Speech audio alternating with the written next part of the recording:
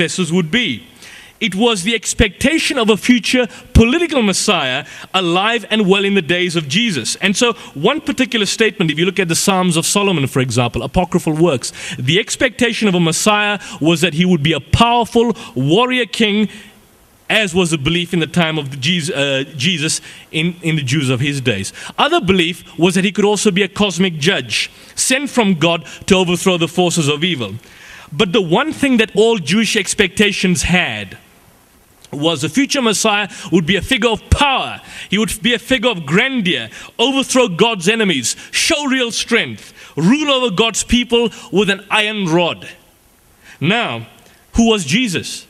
If you look at the gospel accounts, we are told that he's virtually an unknown itinerant preacher from the hinterlands of Galilee, and who got on the wrong side of the law, was apparently crucified as a political insurgent. Jesus did not overthrow the Romans crushed him. So calling Jesus the Messiah in that context was viewed by the Jews as blasphemy. Because they said, well, how can Jesus be the Messiah? The Romans are against him. He's been crucified. The idea of the crucified Messiah is a contradiction in terms, because God will never let his truly anointed one be killed, as the promise is given. I beg, in Deuteronomy 21 verse 23, God's truly anointed can never be destroyed, can never be killed. So if there was no expectation amongst the Jews that the Messiah would suffer and die for their sins, how is it that that belief came to be amongst Christians? Here's how it worked historically. Prior to Jesus' supposed death, some of the followers evidently thought he was a Messiah, and this conviction goes up throughout the Gospels. They say Jesus is a Messiah, but they understood it in the traditional sense. The hope that Jesus could be the Messiah was disconfirmed by the events which later took place in history. Jesus never did raise an army. Jesus never did drive out the Romans. He never did establish a sovereign state. Instead, according to the belief, he got crucified. But then they came to believe that he got raised from the dead. So this reconfirmed the earlier position. Jesus really is the one chosen by God. He is God's own son. He is a Messiah. Why? Because God raised him up from the dead. Now, that logic particularly was impeccable, because Jesus is a Messiah, Jesus suffered and died, therefore the Messiah had to suffer and die. But that was never the belief in Jewish theology. It was never at all the case. So what happened? What then happened was, what was one to do with the fact that the Jewish prophecies, there were no Jewish prophecies that a Messiah would suffer and die? And so what the early Christians did was they started hinting and searching for scriptures, scriptural references. And they looked at Isaiah chapter 53 verse 1 to 6. He was despised and rejected, a man of suffering. He was bruised for our transgressions, crushed for our iniquities. And so what they did, in a manner of speaking, they retold the stories or the account of Jesus in the line of the particular prophecies. What you'd call in Latin, vaticinium ex eventu, prophecies after the event. So the fact that you can vindicate the life of Jesus and your relationship to him by referring to prophecies is a non sequitur, or we would call it a logical fallacy. Because particularly there were no prophecies per se predicting the advent of a Messiah who was to particularly suffer and die. But that had to be coming up. It's important to also remember that our account of what Jesus did and experienced have come down by Gospels, as I explained, written many centuries later, based on oral traditions.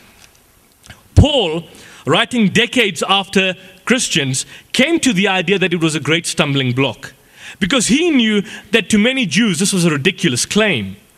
And so he saw that claim validly, precisely because it was so foolish, and so he said God's ways are not our human ways.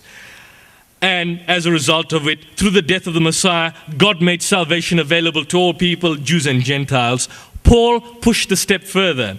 It was only through the death of the Messiah that a person could be right with God, not say through the Jewish law, and strikes directly against the Jewish law.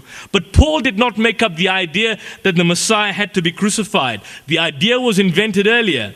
And so in accordance with that, as soon as the original followers of Jesus came to believe that God had raised him from the dead, Paul inherited this idea, converted to Christianity, and it was eventually this that led up to the breaking down from Christianity to Judaism. Christianity broke away from Judaism. So that is a background that we need to understand and we need to contextualize on the issue of the Messiah, which many people do not understand and do not rather seem to know. What about the word son, as John was making mention? People sometimes have this idea where, look at Muslims and say, well, you don't believe he's a son of God. But in principle, all of us, in a metaphorical sense, can be described as being children of God in a metaphorical sense. But the idea why Islam takes exception to the concept of the Son of God is because of the connotation surrounding the words. When you say that Jesus is the only begotten Son, begotten not made, what are the implications of that statement? If you say he's the Son of God in any sense, in the sense of how all prophets of God were being the sons of God, no problem. But when you say he's the only begotten Son of God, what are the implications from that? Because begetting, we know what the language is. Ahmad Didat once crudely put it that begetting is an animal act. It belongs to the low animal functions of sex, and so you can't attribute that particular connotation to God, begetting a son, literally. If that is the belief, and Christians would say no, that is not the belief, then in that case, what makes him different from other sons? If you look at the Jewish concept of the son, the word son was employed by the Semites to different people. Son of strength, hero. Son of wickedness, a wicked man. Son of possession, a possessor. Son of lightning, a swift bird. Son of death, one doomed to death. Sons of prophets, disciples of prophets. Who is a son of God according to the Bible? The term Son of God was solely not given to Jesus Christ. The term was used commonly in the Old Testament to describe those who are close to God. Blessed are the peacemakers, for they shall be called sons of God. Jacob, God's son and firstborn.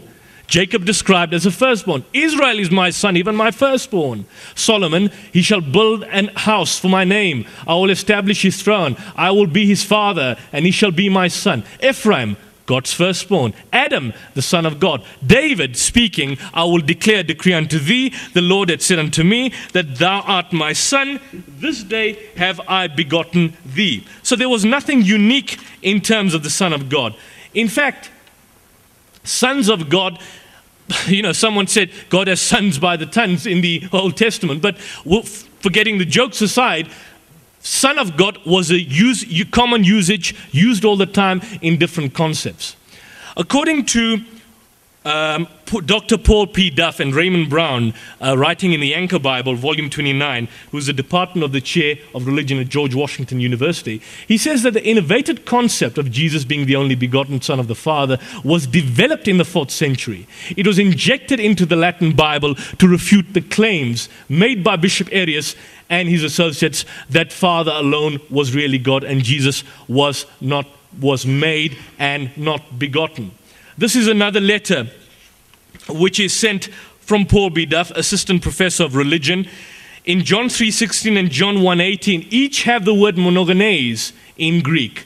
The word means of a single kind. As a result, unique is a good translation. The reason you sometimes find a translation that renders the word only begotten has to do with an ancient heresy within the church.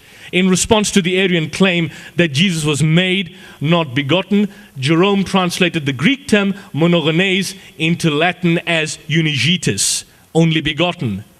So look at the history. These are professors of religion, Paul P. Duff and the previous instance, Raymond Brown, famous New Testament scholar. For ancient Jews, being the Son of God simply meant being the human intermediary for God on earth. The Son stood in a special relationship with God as only one God had chosen him to do his will. In Mark, Jesus is the Son of God because he's the one appointed as the Messiah. Now, what about then the divinity of Christ in John's community? What led Christians to develop this idea or this view?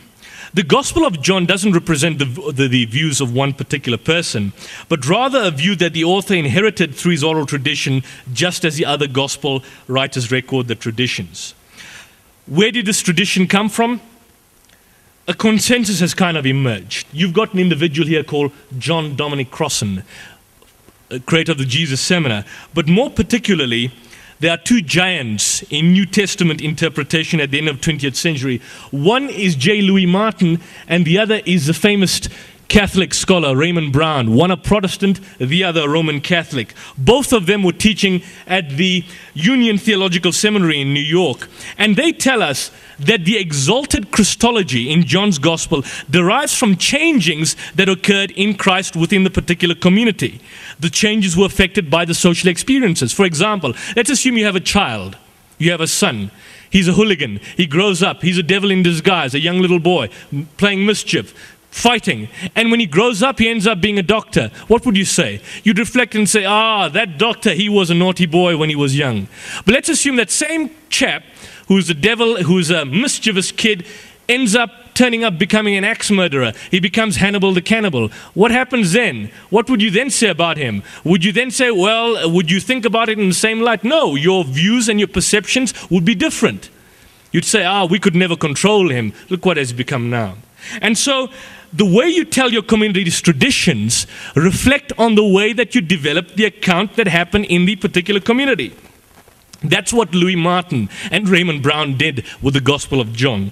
They reconstructed the history of John's community in a way of explaining why they told the stories about Jesus as they particularly did. Martin and Brown argued that the passages that speak of Jesus in human terms were the earliest passages. And the passages that speak of Jesus in an exalted terms, exalted Christology, were the higher passages. And so that led to the later experiences in the Johannine community in terms of how people developed the idea about Jesus. Like the passages I showed you. One account, they rebuked Jesus about drowning. Next account, they say, Jesus, save us. One account, you are the Messiah. Next account, you are the Messiah, the Son of the living God. Exaltation. As the Gospels are writing, later they give an exalted particular view of Jesus. And that's why you find that in the Gospel of John, you can find different passages. Now, this was something which John basically raised. Show me one passage where Jesus says, I am God, and where he says, worship me. In the context of tonight's debate, I am both God and man. And John has conceded that that is not there. Jesus never claims to be God. So the question is, why then is it so necessary for God to tell people to explicitly worship him, and for Jesus to tell people to explicitly worship God? But it's not necessary then for Jesus to tell people that he is God, or for Jesus to tell people explicitly to worship him. Why not? If that was the case, why does he go the opposite? Is there any greater than God? He goes on in John 14:28, my Father is greater than I. My Father is greater than all. God is not a man that he should lie, neither the Son of Man that he should repent. John chapter 5 verse 30, of myself I can do nothing. Is that God speaking? Are we saying that now there's a voluntary subordination? I see in one of John's books, he says it's a voluntary subordination. But why? To what end? To humiliate himself? He says, I can do nothing. If I seek my own will, I seek not my own will, but the will of the Father that sent me. If I bear witness, my witness is not true. There is another that bear witness. How many of you believe that God knows everything? Pick up your hands. Absolutely. But look at what Jesus says. He says, but of that day and that hour knoweth no man, no, not the angels in heaven, neither the Son, but the Father. In Mark chapter 13, verse 32. God speaks of himself. We all believe God speaks of himself. In John 8:26, whatsoever I have heard, these things do I speak. The words which you have heard are not mine, but the Father which sent me. He gave me a commandment, what I should say and what I should speak. Even in the Father himself had said, so I speak. Does God pray? Of course not. And here he says, my God, why have you forsaken me? He proclaims, was he proclaiming myself?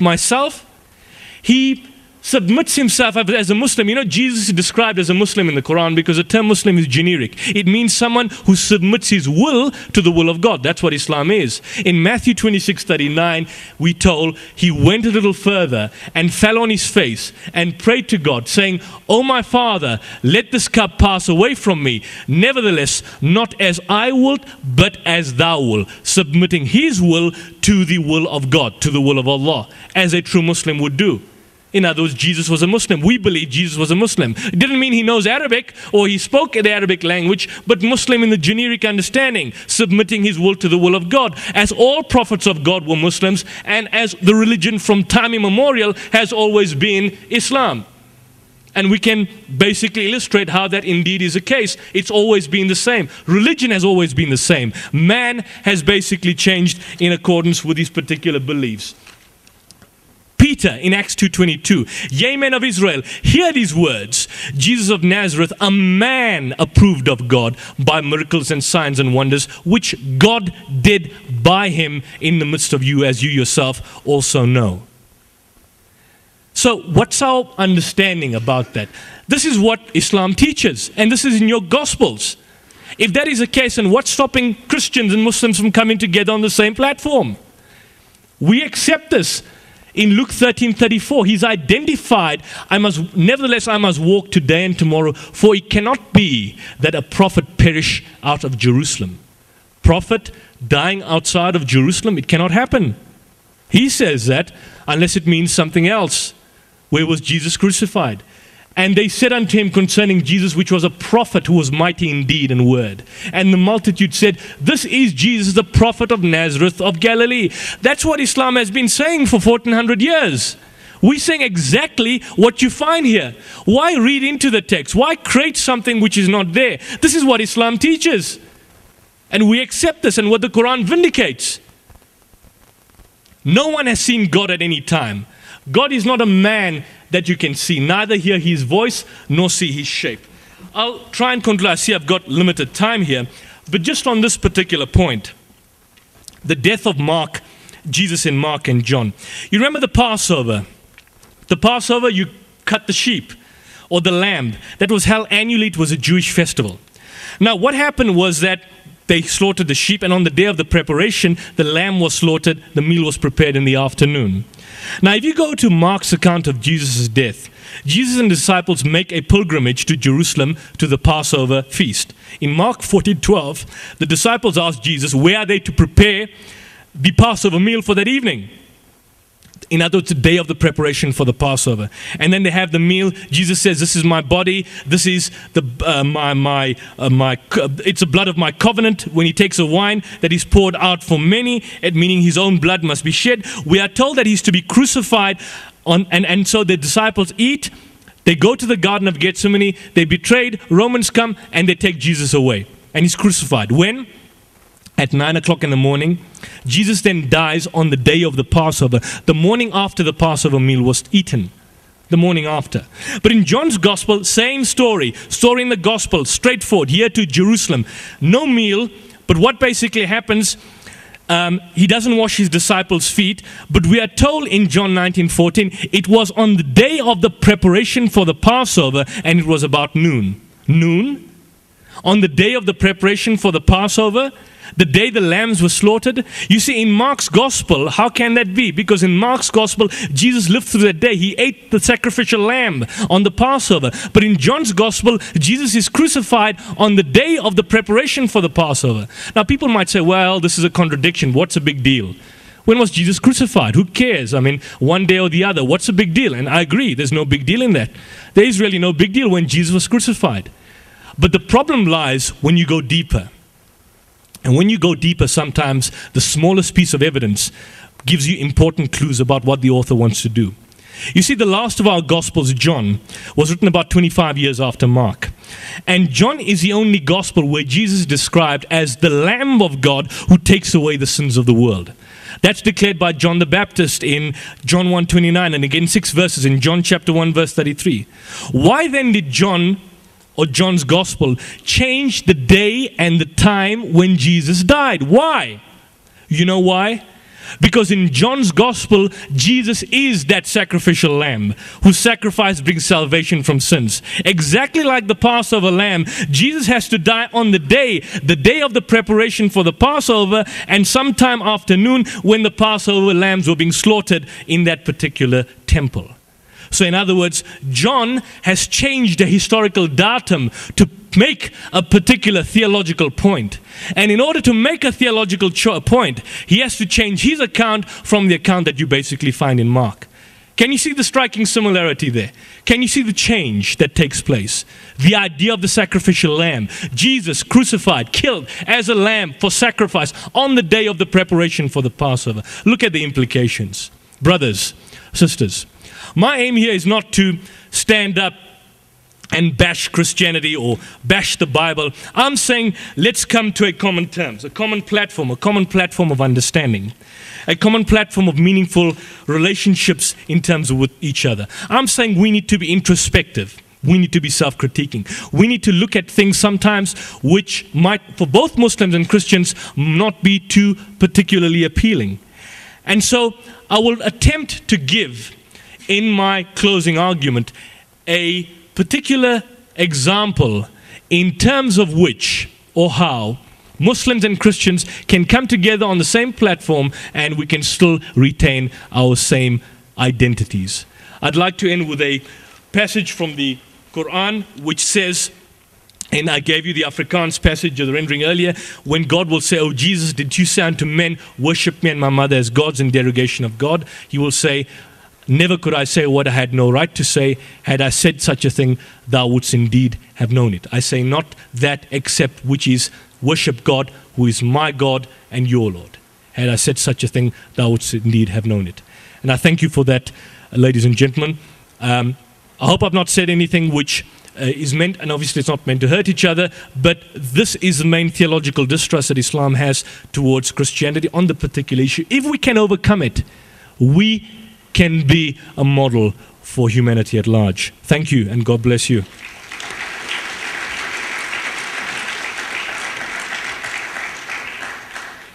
Thank you, Yusuf. I think you've made very clear the distrust Muslims have. Now there will be 12 minutes now for John to respond, and after that again 12 minutes to Yusuf. The question, firstly, there are basically two questions here. How could Jesus be the Messiah? How could he be the Son of God? When I listened to that talk that Yusuf gave on Jesus being the Messiah and asked, how could he have been when the Jews believed and knew that the Son of David was going to come, he was going to be the great ruler of Israel, he was going to establish the throne of God forever, and he would drive out the Romans, and so on.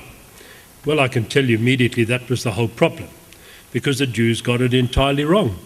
And that's why 2,500 years later, they're still complaining that God never came back and never spoke to them and never fulfilled the covenant he'd promised. He did. He fulfilled it completely, but they missed it because they didn't understand what the promise of their coming Messiah was. And Yusuf said that a suffering Messiah was never promised. Well, I'm going to go right to the very passage that he mentioned, Isaiah 52 and 53, and just go through it from Isaiah 52:13 onwards. Isaiah hears these words, "Behold, my servant will prosper. He will be lifted up and he will be very high." And that's the clear hope of the Messiah that Israel had. But then he hears these words, "But his appearance was so marred beyond human semblance. How could people wouldn't recognize him?" And then it goes on to say, "But so he will startle many nations, and kings of the earth will simply bow down to him." And as Isaiah hears this, he notices something very interesting, that the promise of the Messiah has got three things to it. One, he is going to be lifted up and very high. But secondly, he's going to be, the nation will be astonished at him. His appearance, he will look so simple. He will be marred. But then he says, comes back to the point, but he will startle many nations.